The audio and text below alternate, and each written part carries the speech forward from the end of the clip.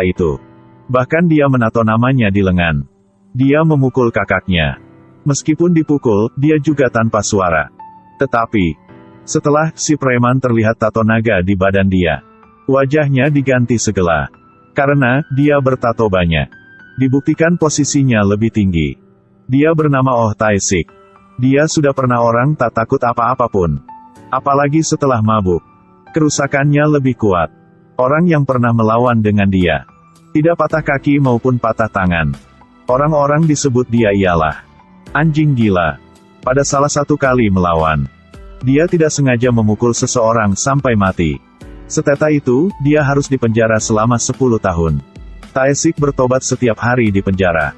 Ibu orang yang dipukul sampai mati, datang untuk mengunjunginya. Ibu orang itu menyadari dia sebenarnya adalah orang yang baik hati. Tidak hanya mengadopsinya, tetapi juga memberinya sebuah buku. Untuk dia menulis semua hal yang baik. Kata-kata dari ibu terukir di hatimu.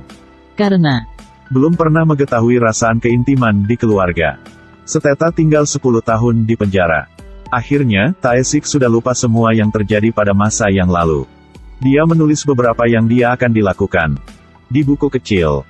Bahkan itu kecil seperti makan sebuah persik. Setelah makan, dia akan menandai garis miring di buku catatan. Sudah 10 tahun terpisah dari dunia. Semuanya di mata dia menjadi baru. Ketika mandi, melihat lemari modern di depan mata, dia sangat menarik dengan kunci elektronik. Staf datang, memarahi dengan dia. Saat staf sedang melipat handuk, mendengar suara Tae-sik masih berkicau di sana. Dia marah lagi. Ketika melihat tato di badan dia, staf itu takut sampai cegukan. Beres mandi, dia ketemu dengan mantan temannya, Changmu dan Yang-ki. Sejak dia masuk penjara, si Park pernah dipatah kaki oleh Tae-sik dan Cho Pan-soo, seorang pedagang pada saat itu. Mereka sudah bergabung sama dan menjadi gangster terbesar di kawasan ini. Changmu dan Yang-ki juga bergabung menjadi kekuatan mereka. Meskipun mereka sudah kaya, tapi diri dengan bos geng, Tae-sik, mereka masih merasa memalu-maluin. Mereka takut dia akan ditempati kawasannya. Jadi begitu, Tae-sik biasanya diawas dengan orang lain. Setelah kenal dengan teman-teman, Tae-sik kembali warung bunga Matahari Ibu Kim. Saat Tae-sik dibebaskan dari penjara, Ibu Kim sangat senang. Untuk selamat datang dia kembali. Saat makan malam, Ibu Kim terus menggulung daging yang dibakar untuk dia makan. Membuatnya hampir tersedak. Putri Ibu Kim yang duduk di samping cemberut mengejek.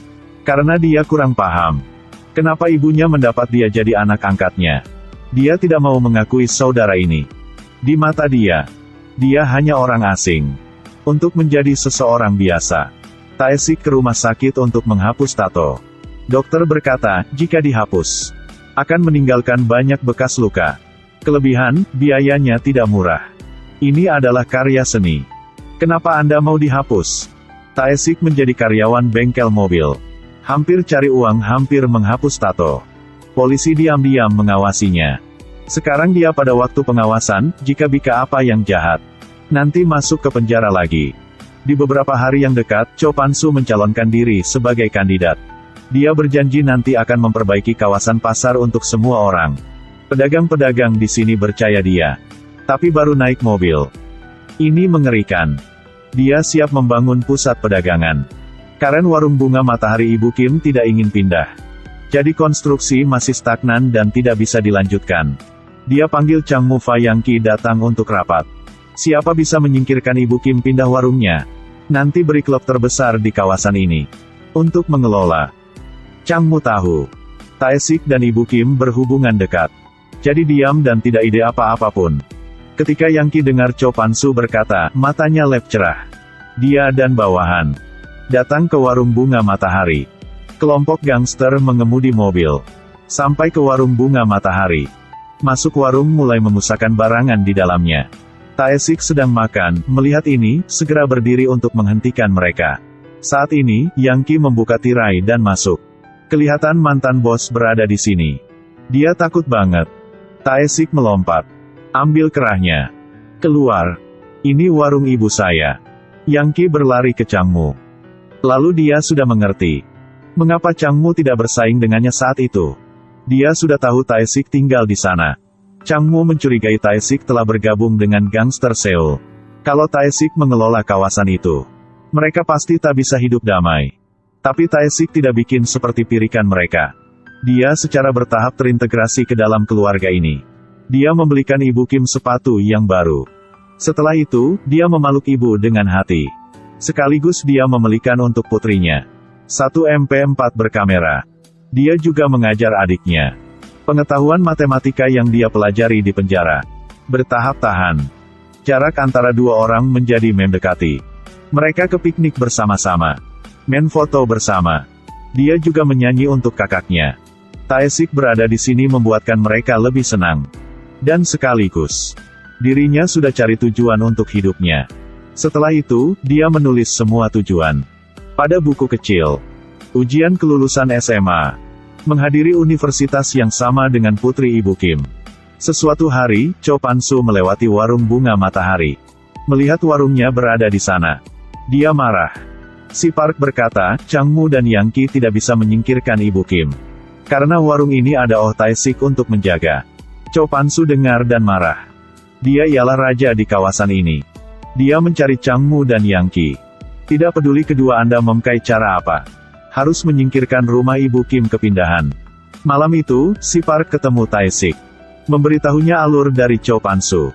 Setelah kasih menasihatinya, lebih baik dia mengantar keluarga pindah ke tempat yang lain. Jika tidak, dia dan keluarganya bermasalah. Tidak beruntung, saat dua orang ketemu, bawahan Changmu sudah dilihat.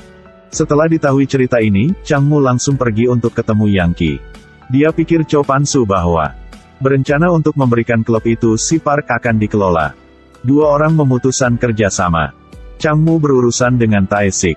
Sedangkan Yang Ki menangani warung bunga matahari. Pada hari kebesokan, Tae-sik pergi kerja. Yang Ki ke warung bunga matahari untuk mengganggu. Mereka menghancurkan warungnya. Ibu Kim menjaga dan didorong jatuh oleh mereka. Polisi mengawasan dari jarak jauh dan terlihatnya. Oh tahun, saya benci ini. Nunggu sebentar lagi. Putri Ibu Kim melihat warungnya dihancur. Jadi tidak banyak kata. Segala, ambil MP4 memukul Yang Ki. Setelah dia berlari ke warung bengkel mobil untuk memanggil Tae-sik kembali rumah. Tae-sik sampai. Melihat di rumahnya hancur. Changmu kerjasama dengan polisi.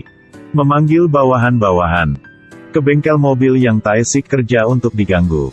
Tambahkan sayap ke mobil saya, cepat ya. Maaf. Kami tak bisa bikin ya. Mereka ingin Tae-sik marah untuk memaksanya melawan. Dan memasuknya ke penjara satu kali lagi. Tidak terduga. Sekarang, Tae-sik ingin menjadi orang yang baik. Bahkan karena dia, tuan bengkel mobil juga terlibat. Tae-sik sudah berkata bahwa dia tak melawan akan pasti tak melawan.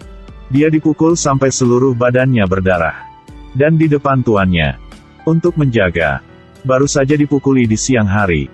Bahkan sampai malam, dia juga tak bisa istirahat. Anak geng di sekolah menyukai putri Ibu Kim. Ketika dia mendengar bahwa dia dipukuli, dia datang untuk tertawa. Setelah itu, ulangi. Kisah dia membunuh anak Ibu Kim sudah 10 tahun yang lalu. Pada waktu itu, putrinya mendengar kisah ini. Kematian kakaknya, dia tidak mengetahui apapun. Orang yang dibunuh kakaknya. Sekarang orang itu menjadi saudara angkat, itulah penghinaan. Dia mengatasi keterkejutan ini dengan cepat. Di matanya, saudara kandung adalah anak nakal dan tidak baik. Seluruh hari hanya minta uang dari ibunya. Kalau tidak memberi uang, dia akan memukul ibunya. Dia lebih benci kakaknya. Setelah itu, dia memanggil Tae-sik ialah kakak dan mengampuninya. Keesokan harinya, Ibu Kim pergi ke Cho Pan-soo. Ibu menggunakan buku harian untuk mengintimidasinya. Anaknya pada tahun itu dipaksa oleh Cho Pan-soo untuk memukul Oh Tae-sik. Akhirnya, satu orang mati, satu orang masuk penjara. Tidak ada yang tersisa untuk bersaksi. Tetapi anaknya memiliki kebiasaan menulis buku harian. Di buku harian sudah menulis kisah ini. Tetapi dia tidak tahu bahwa buku harian ini sudah merugikan seluruh keluarganya. Keesokan harinya, putrinya pergi ke sekolah dan mematahkan kepala dengan batu bata. Ibu Kim pergi ke rumah sakit. Melihat putrinya dalam keadaan koma dan menyalahkan diri. Seorang yang kecil seperti ibu. Bagaimana Anda bisa menolak dengan bos gangster? Ibu memutuskan menjual warung bunga matahari. Malam, Tae-sik menurut Ibu Kim datang ke tempat Cho Pan-su untuk bicara dengannya. Cho Pan-su tertawa, ingin pergi juga bisa. Tapi harus ketinggalan satu lengannya. Untuk menjaga keluarganya. Tae-sik tanpa ragu-garu setuju dengan permintaan ini. Untunglah, si Park sudah lembut. Tendonnya tidak patah, hanya terluka aja. Buku harian di tangan Ibu Kim. Ancaman mutlak bagi Cho Pan-su. Oleh karena itu, dia memintakan Changmu pergi ke rumah dan membunuh Ibu Kim. Setelah mengambil sidik jarinya untuk ambil surat kepindahan tanah, dia membawa buku harian dan pergi. Membuat adegan yang palsu, Ibu Kim membunuh diri. Tae-sik kembali rumah, melihat ibunya sudah meninggal tidak bisa percaya di matanya. Keluarga bahagia sudah hancur. Putri Ibu Kim belum bangun. Setelah beres permakaman, warung bunga matahari juga dihancurkan. Ketika Tae-sik sedang membersihkan barang-barang, terlihat anting-anting Changmu jatuh di lantai. Dia sudah paham, Ibu Kim bukan membunuh diri. Setelah itu, dia pergi ke rumah sakit untuk mengunjungi putri Ibu Kim. Di mimpi, dia memanggil kakaknya, membuatkan hatinya hancur. Akhirnya, dia tidak bisa diam-diam lagi. Dia memasuki ke kawasan Cho Pan-su. Hari ini juga hari mereka mentransfer hak bisnis klub. Tae-sik menuangkan bensin ke pintu dan membakarnya. Setelah memblokir satu-satunya jalan keluar, dia mulai membunuh mereka. Setiap pukulannya mengenai para penyerang. Kemarahannya membuatnya bersuara seperti anjing gila. Tapi dirinya tidak bisa melawan dengan banyak orang. Menurutnya, itu benar-benar penghinaan. Meskipun, dipukulnya banyak kali. Tapi dia tak merasa sakit. Ini seperti perjuangan dari anjing gila. Kekuatan dirinya sepenuhnya dilepaskan. Dia membunuh Changmu dan Yang Qi. Cho Pan-su melihat mesin pembunuh di depannya. Keringatnya keluar seperti mandi. Akhirnya dia terpojok. Dan dibunuh oleh Tae-sik. Tae-sik diri antara laut api. Akhirnya, dia sudah membalas dendam untuk keluarga yang dicintainya. Orang-orang dikatakan bahwa memutar kepala adalah pantai. Tapi sebenarnya, sebagai seseorang gangster, siapapun tak ingin jadi gitu. Nanti, putri Ibu Kim masuk universitas.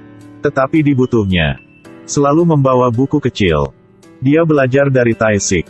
Menulis di buku apa yang dirinya ingin melakukan. Lelaki yang jahat sudah diganti. Satu hati ingin menghadap matahari, tapi mengapa begitu sulit? Buku harian ialah kehidupan. Adalah sisi jahat dari kepribadian manusia, dan juga orang-orang yang kesalahan. Ada semacam tragedi. Sebagai bunga matahari. Mekar pada malam. Ayo like dan share video itu ya. Nanti ketemu kalian pada video yang terus ya.